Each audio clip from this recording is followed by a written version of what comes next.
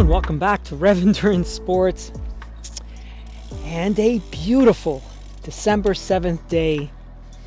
December 7th, let's take a pause. If you're American, this means a lot to you. Pearl Harbor was today, 1941.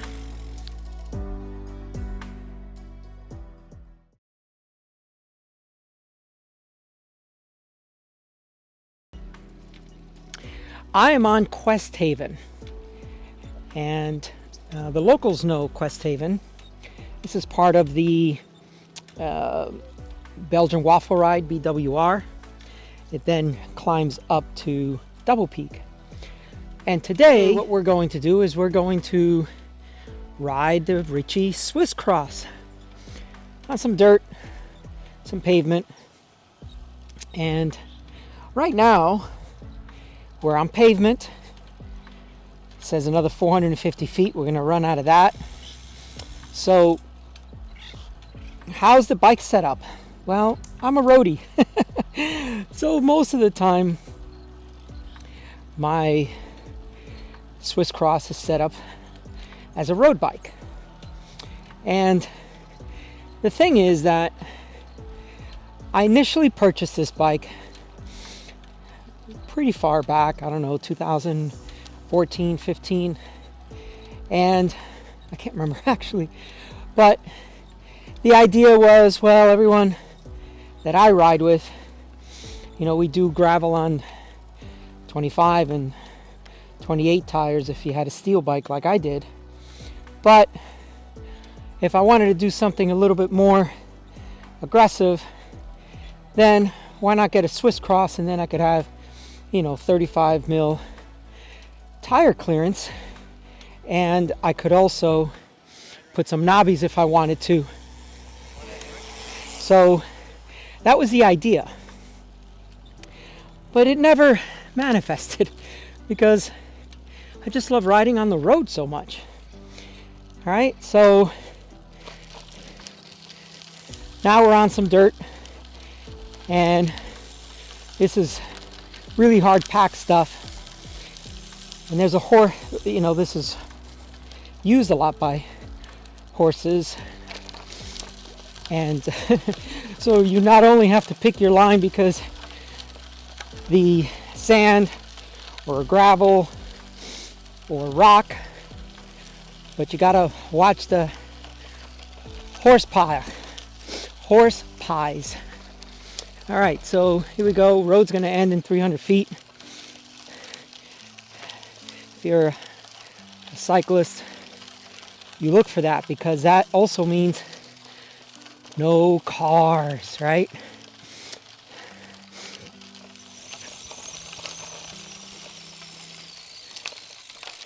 There it is. All right, now we're on the dirt section. And I'm riding one-handed, as you can see from my shadow there. So some of this stuff's going to be tricky. I might even eat shit, but we're going to go and see what we can film. All right, so how's the bike set up? Hopefully you can see some of that. This is a Swiss Cross Canty. I will get better video of the bike itself when I stop somewhere, but this is the trickiest part. It's steep, it's loose. As I said, there's a horse pie. I'm trying to ride this one-handed, and let's see. Scoot all the way forward on the saddle, get the power up, and let's see if we can do this one-handed.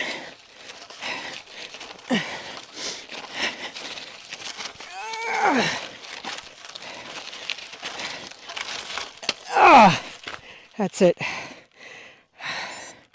I ran out of gearing.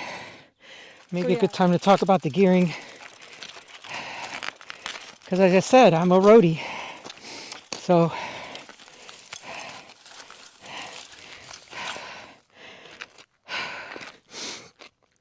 That's a 5034 with an 1128.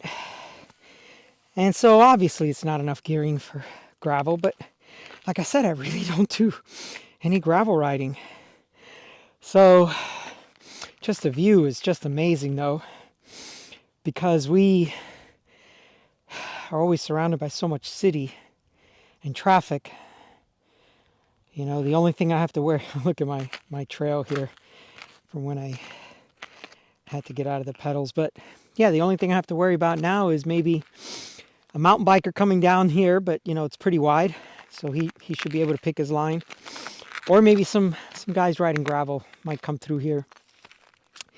All right, so that's the setup for the time being. It's got 30 tires on it, my head wheels, and yeah, just not enough gearing, but that's not what this bike is set up for.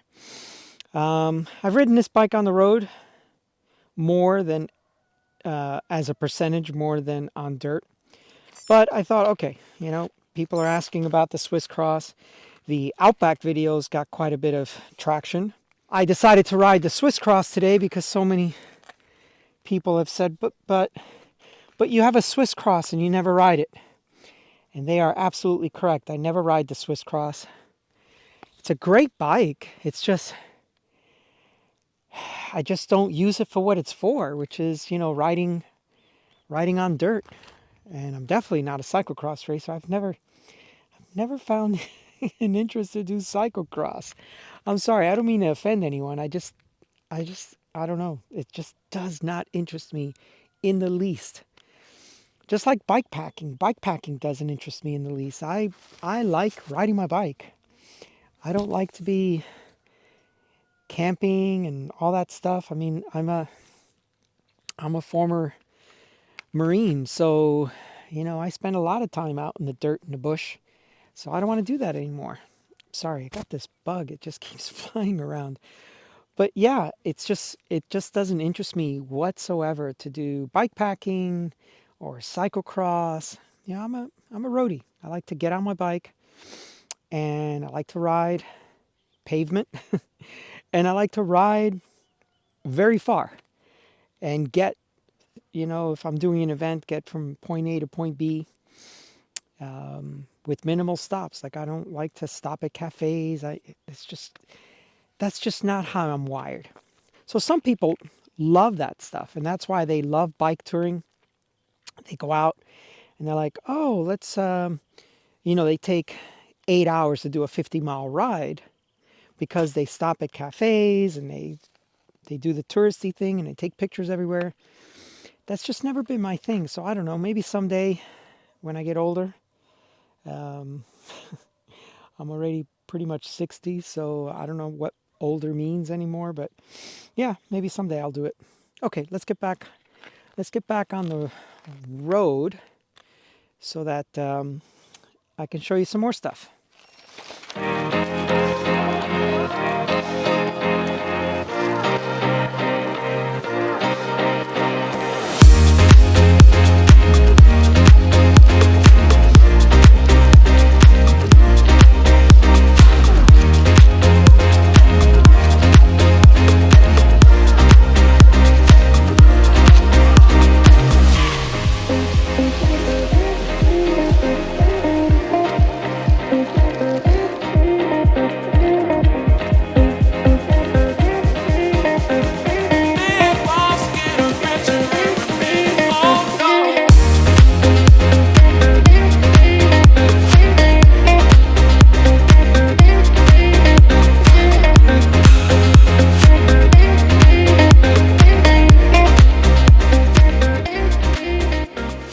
Today is New Jersey Day.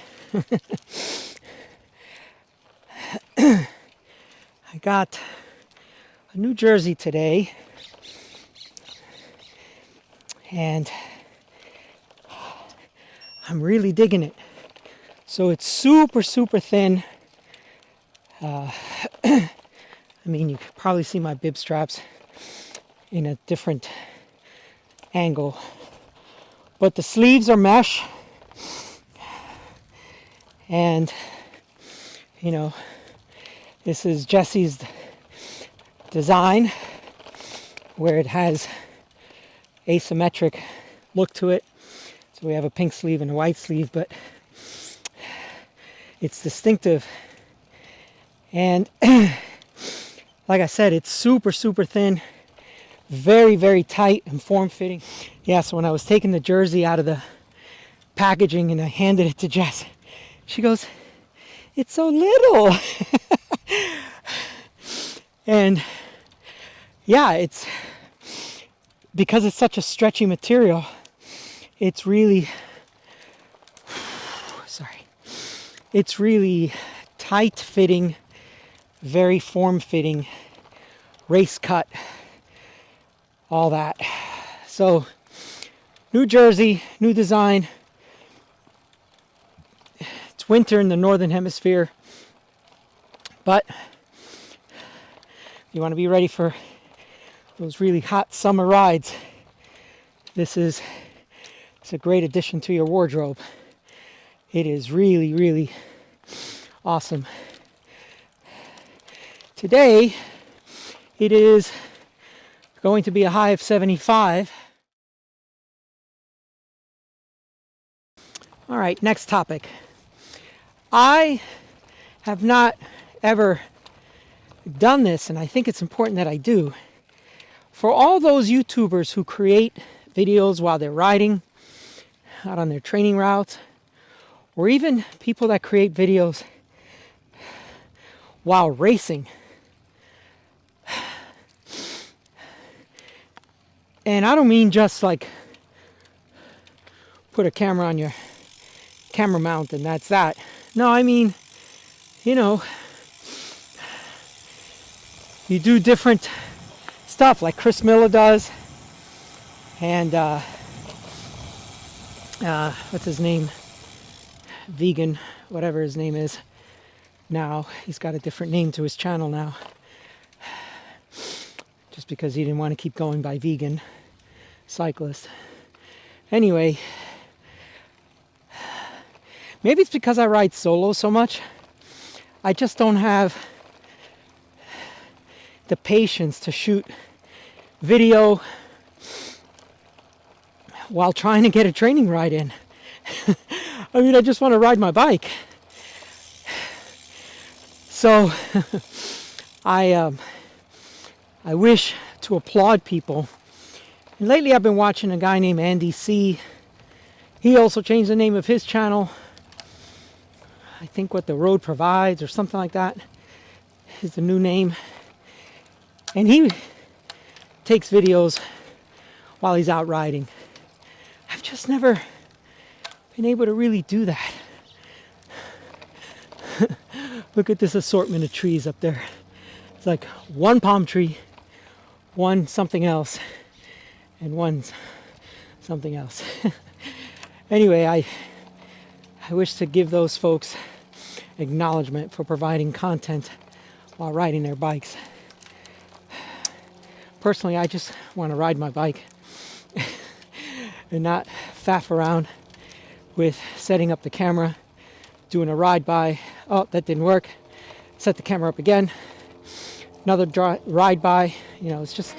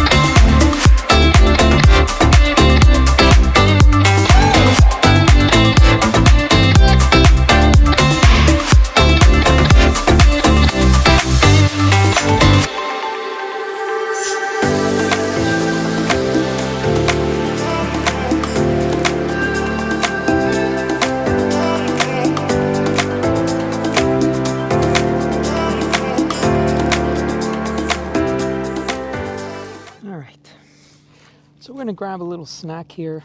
Now we're at the top of Double Peak, and last video I shot with Jess, we came up here. We came up from, I guess it would be from the west side, which faces the ocean, and then you come up and there's a 360-degree view if you keep going up to the top. In fact, I'm going to shoot another shot from my perspective, or from my point of view, and this tree that you could see from miles and miles away at the top of Double Peak. So that's the tree here, and then my bike, and then behind me are bigger mountains, right? 5,000-6,000 foot mountains and more in that direction. So yeah, so I thought I'd tell you guys a little story. It's George story time. Gather around, children. It's time for George to tell a story. The dates are a little hazy, so I apologize for that. But I believe it was 2017, I think. I took my Ritchie Swiss Cross up to the top of White Mountain Peak. And White Mountain Peak is 14,252 feet. And White Mountain Peak is paved on the bottom 20-ish miles to get to about 10,100 feet. Then it gives way to dirt, and some of the dirt's pretty tame. But then some of the dirt, I mean, it is definitely mountain bike. And I was riding my Swiss Cross with 33 or 35 tires with knobbies. It's a Swiss Cross, so it's a cyclocross.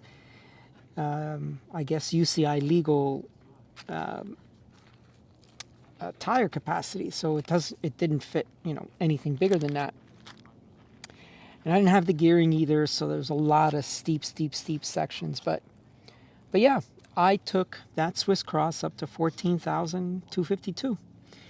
And at the very, very top, the dirt road turns into switchbacks. And there was still a snowbank on the right-hand side of those switchbacks. So I couldn't ride my bike through the snow. It was knee deep. And so I left the bike there and then kind of grappled up. And then when I would do the other side of the S, get back to the snowbank, grapple up, and then walk to the next snowbank. So yeah, that was a pretty epic day.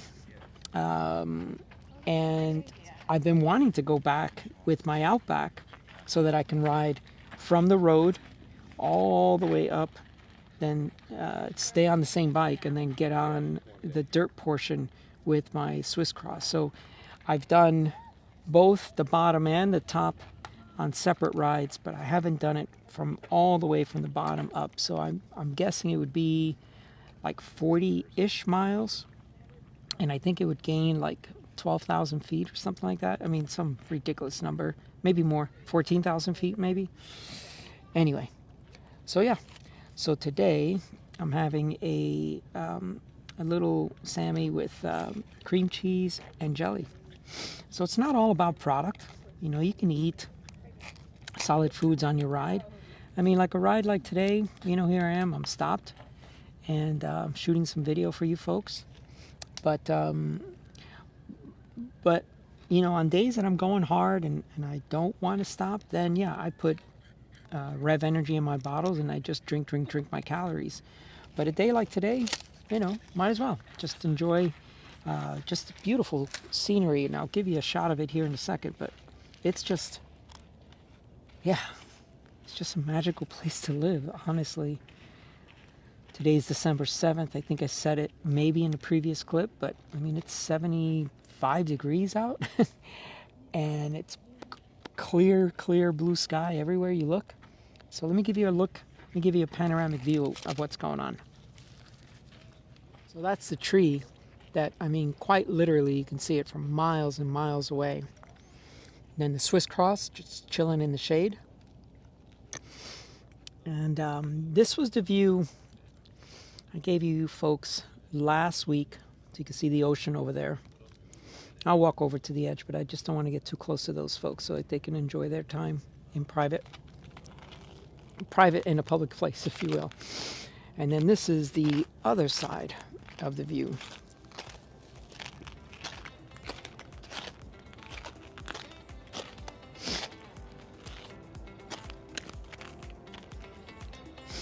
Down there is Cal State San Marcos. And then the bigger mountains. Big for us because, 6,000 feet. I mean, when you start these climbs, you're pretty close to sea level. So they're big 5,000 foot climbs, which you don't get in other places of the country. So yeah, loop all the way back around, and then there's the ocean.